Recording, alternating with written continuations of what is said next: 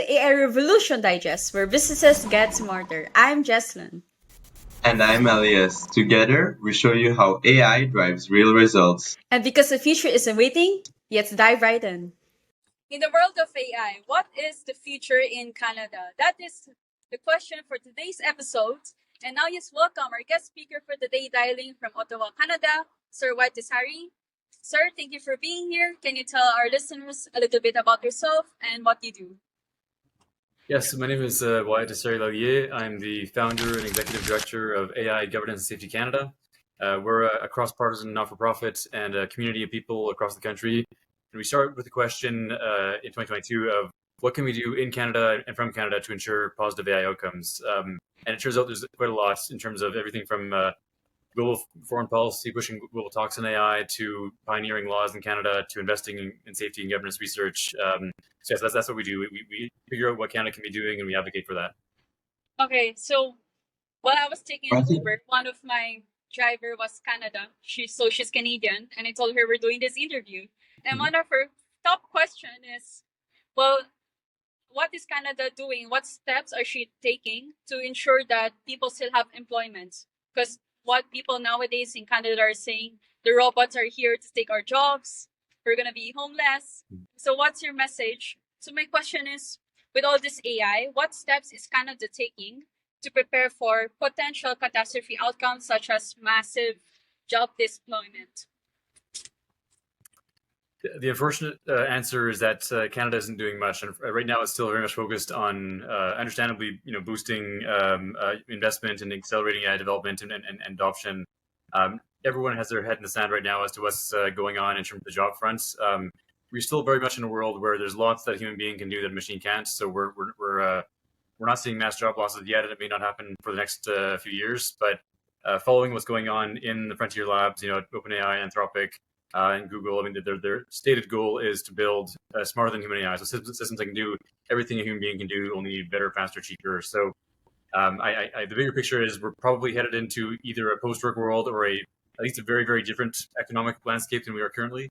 And the best we can do is basically to talk about that future, figure out what we want, and put in whatever protections and systems we can so that nobody gets left behind. But I think, the notion that we're going to save jobs is probably not really going to be very actionable. Thank you. Thank you for this. We were also wondering, so how do you see policy making around AI, especially when it comes to jobs in Canada? Policymaking, there's right now the Liberal government has taken a number of initiatives on mostly in terms of on the investing in AI, making sure that Canada is a leader on the economic front, and so they did things like there's a $2 billion compute access fund where they're providing AI compute to Canadian companies and startups and researchers so they can compete with the juggernauts in the US. And also things like the voluntary code of conduct, and they did have a law, AI Data Act, Bill C-27, which had some promising aspects to it. Unfortunately, due to the political calendar and it not being prioritized, that'll probably not pass. But hopefully, there'll be a new law come the next government. It is, fortunately, it's a cross-partisan issue. Everybody cares about AI. Everyone's job is going to be backed by AI. It's not a left-right thing. It's we're all on Team Human on this one. So. Okay. So I have a question, because looking at your background, you've worked both on climate change initiatives in Canada, and then now you're shifting to AI safety. So I would say climate change and AI are the two major challenges of our time. So my question would be, what policies does Canada have in place to mitigate the environmental impact of AI? And how does it balance sustainability with technological advancement? It's a good question. So as we're seeing, there's a huge number of new data centers, and the amount of power required to power them is gigantic. We're seeing the U.S. reopened a 3 Mile Island nuclear power plant just to power a data center. In Canada, we're seeing that same pressure, a lot of new demand for electricity generation. if done well, so if they're using renewable sources, if there's thoughtful environmental protection around it, it doesn't have to be hugely impactful in terms of emissions. But the problem is there's this huge pressure to build and build fast, and the fastest thing you can build is a gas power plant. So probably not great on the emissions front. The counter argument you'll hear the tech industry talk about is that, well, yes, it's using up energy, but AI takes less energy to perform tasks than a human being does. So by automating tasks, you're actually reducing overall energy consumption. I mean, there are two sides of that argument, but so certainly in terms of the impacts of AI, environmental impacts are big, but I do think the safety and national security risks and the jobs impacts are of an order of magnitude bigger than the environmental impacts directly of AI itself. Okay, well, thank you. And talking about people, we were also wondering what specific initiatives are being undertaken to involve the public in AI policymaking and foster a national conversation. So this is something we're actively calling for, and we're piloting it in our own community in small groups and meetups at this point to see how do you talk about the future of AI, what kind of questions to ask, and to not because it can be a really scary topic, right? So how do you frame it in a way that is that allows people to understand what's going on and contribute without necessarily scaring people and shutting down the conversation.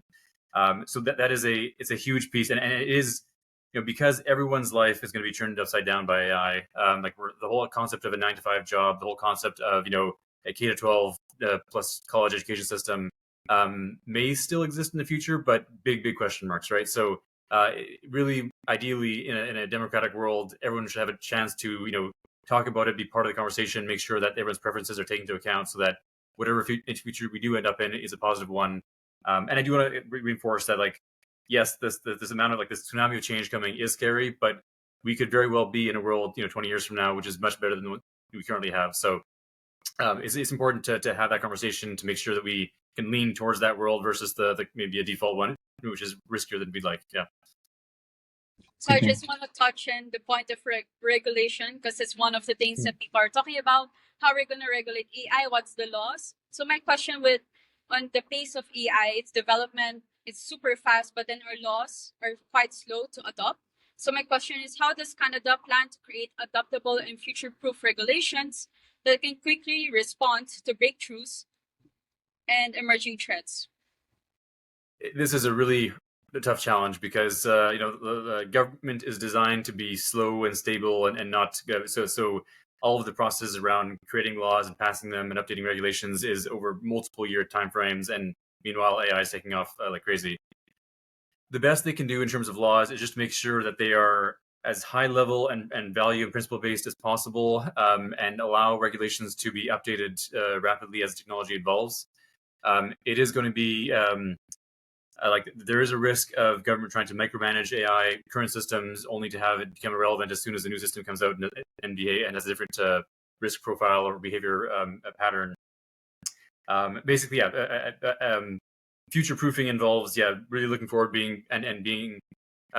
It's frustrating because at a legal level you want to be detailed and say exactly what you can and can't do, but as soon as you do that, it becomes very quickly obsolete. So it will require forward-looking. It'll also require there's buzz around agile policymaking, so where you can more quickly update laws and react to developments in the field. And that is, that's hard because it's changing the system on top of creating new laws. But there are lots of talk around those kinds of things. Okay, well, thank you so much for all these answers. And now we're going to go to the little game we told you about. So you have 1 minute to answer most of the questions, and you just answer you have to choose basically between two options. Okay. So we're just gonna play the game. Just tell us when you're ready. Then on your mark, we're gonna start. Sir, are you ready? Ready. Okay, Alias, here we go. Yeah. Okay. So first question: if you had a superpower, what would it be? That's hard. I guess equanimity, being peaceful in all situations. That's very difficult for a politician to be peaceful in all situations. So are you an early bird or a night owl? I vary. Some days I'm more early bird, some days more night owl. If your life were a song, what would it be called? Something along the lines of hope and courage in all situations, or something. I don't know. Yeah, like The weirdest food you ever tried. The weirdest foods you've eaten. oh, the weirdest food. Oh, I eat everything. Like I tried seal eyes at one point, and tripe, like animal guts, and yeah, I like insects, and yeah, very curious, open-minded around food. If you could switch lives with a celebrity for a week, who would it be? A celebrity, I guess that's a hard one. I guess a celebrity that is peaceful and happy. I don't know. It's like I'm trying to think. Yeah. Can you give us a name? Just one name? I mean, there are people like there are idols that I look up to most that I'd want to be like I don't know, Nelson Mandela or Lincoln or whatever. But yeah, most celebrities nowadays, I mean, especially the ones that you see on like social media and others, are usually not to my type. So yeah. Okay, well, that was our 1 minute is up. 1 minute is up. Okay. So thank you once again, sir, for being here. So before you go, is there something you want to promote to people? How do they find you? How do they follow you? How can they join you in your initiative? Yes. So our community is open to everybody. We're at AIGS.ca. You'll find a place to sign up and attend events and get involved in all of our activities. Thank you, everyone, for listening, and see you in the next episode. Goodbye.